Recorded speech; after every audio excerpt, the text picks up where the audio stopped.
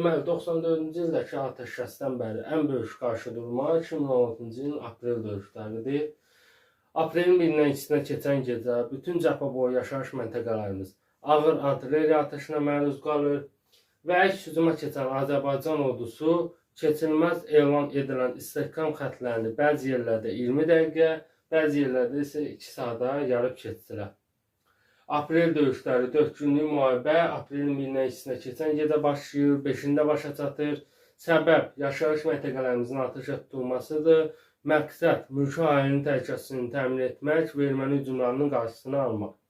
Döyüşlərin nəticəsi ermənilərin uzun illər ərzində mühəndis istehkam baxımından möhkəmləndirdiyi müdafiə xətti yarıldı. Düşmənin xeyli canlı qüvvəsi və texnikası məhv edildi. Goranboy rayonu və Naftalan şəhərinə təhlükə yaradan Talış kəndi ətrafındakı yüksəkliklər, həmçinin seysmik məntəqəsi azad olundu. Füzuli rayonu istiqamətində yerləşən və geniş ərazini nəzarətdə saxlamaq imkanı verən strateji əhəmiyyətli Lələtəpə yüksəkliyi Azərbaycan ordusunun nəzarətinə keçir. Cəbrayılın Cocuq Mərcanlı və Füzulinin İranla sərhəd ərazilərinin təhlükəsizliyi təmin olundu.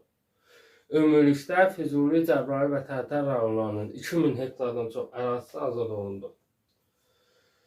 Döyüşlər niyə dayandırıldı? Beynəlxalq qurumların müraciətləri və Azərbaycanın sülhsevər siyasəti. Aprelin 5-də atəşkəs bərpa olundu Moskvada, Rusiyanın vasitəçiliyi ilə.